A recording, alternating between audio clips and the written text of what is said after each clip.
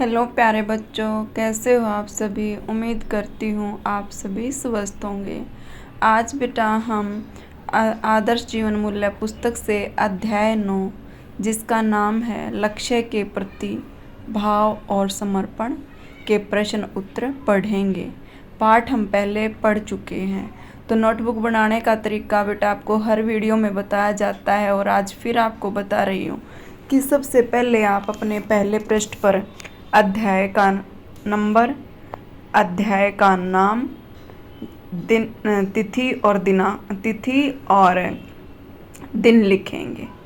ठीक है, उसके बाद इसको सुंदर सुंदर तरीके से सजाएंगे, क्योंकि जब देखने में अच्छा लगेगा तभी कुछ आगे पढ़ने का अच्छा मन होगा।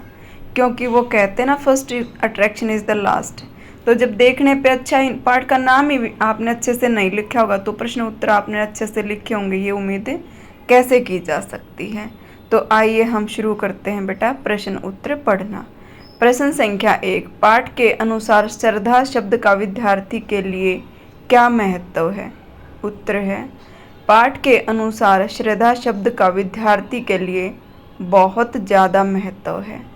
शिक्षक जो पढ़ा रहे हैं अथवा विद्यार्थी स्वयं पुस्तक पढ़ रहे हैं, विद्यार्थी के मन में उसके प्रति पूरा भाव एवं रुचि होनी चाहिए।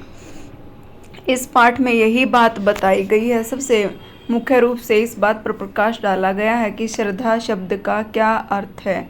तो यहाँ पर पूछा गया कि श्रद्धा शब्द का एक विद्यार्थी के लिए क्या महत्व है। तो एक विद्यार्थी के लिए सबसे ज़्यादा महत्व श्रद्धा का ही है, क्योंकि जब वो कुछ भी पढ़ रहा है या अध्यापक के द्वारा पढ़ाया जा रहा है, जब तक विद्यार्थी का उसके प्रति पूरा भाव और रुचि नहीं होगी तब तक विद्यार्थी के लिए वो चीज़ पढ़ाई गई और ना पढ़ाई गई बराबर है। क्योंकि समझ में तभी आएगा जब विद्यार्थी की उसके अंदर रुचि होगी और पूरा भाव होगा, ये चाहेगा कि हाँ मुझे ये पढ़ना है। ठीक है बेटा, अब हम पढ़ते हैं प्रश्न संख्या 2। पाठ में दिए गए कुछ ऐसे उदाहरण बताओ जिनसे परोपकार करने की प्रेरणा मिलती है। पढ़ा था हमने पाठ में कि प्रकृति बहुत कुछ देती है।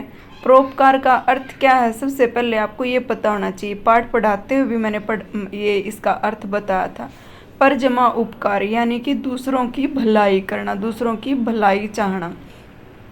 तो जब हमने ये पाठ पढ़ा था तो इसमें कुछ ऐसे उदाहरण दिए गए हैं जिनसे हमें दूसरों की भलाई करने की प्रेरणा मिलती। तो उदाहरण कौन कौन से वो बताने हमें यहाँ पर। सूर्य का प्रकाश, वृक्षों की छाया और फल, नदियों का पानी हमारे लिए है। यानी कि जो सूर्य का प्रकाश है वो सूर्य के लिए इतना महत्व नहीं रखता जितना कि हमारे लिए रखता है। ऐसे ही वृक्ष फल और छाया हमें देते हैं, नदियों का पानी हमारे काम आता है। प्रश्न संख्या 3, अपनी इंद्रियों पर संयम से विद्यार्थी को क्या लाभ है। उत्तर, जब विद्यार्थी पढ़ रहे हैं उस समय यदि उनकी इंद्रियां अर्थात शरीर के अंग हलचल में हैं, आंखें इधर उधर देख रही हैं, पुस्तक हाथ में है, आंखें टीवी पर अटकी हैं, साथ साथ कुछ खाए जा रहे हैं, रुचि बात करने और सुनने में लगी है, सोचो तब मन पढ़ाई में कहाँ और कैसे स्थिर होगा। तो एक विद्यार्थी के लिए बहुत ज़रूरी है कि वो अपनी इंद्रियों पर संयम रखे, अपनी इंद्रियों को अपने वश में रखे। क्योंकि अगर आप पढ़ रहे हो, कई बार आप देखते हो आप पढ़ रहे होते हो और आपके हाथ में पेन होता, आप उससे कुछ कुछ लिखे जा रहे हो, बेंच पे चला रहे हो, नोटबुक पे चला रहे हो, तो इसका मतलब है आपका पूरा ध्यान अपनी पढ़ाई में नहीं है। कक्षा में आप टीचर पढ़ा रहा है, अध्यापक पढ़ा रहा है और आपकी आंखें कई बार गेट की तरफ, बाहर की तरफ होती, कौन आया है कौन गया, तो उससे कोई फ़ायदा नहीं है आपका पढ़ने का। पढ़ते समय तो ध्यान अपने लक्ष्य पर केंद्रित रखना होगा, तभी बात बनेगी।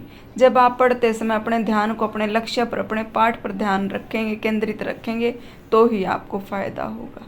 प्रश्न संख्या 4, एकाग्रचित्त होकर पढ़ना क्यों जरूरी है। उत्तर, एकाग्रचित्त यानी कि अपना मन एक जगह पर लगाकर एकाग्रचित्त होकर पढ़ने पर ही हम अपने लक्ष्य तक पहुंच सकते हैं।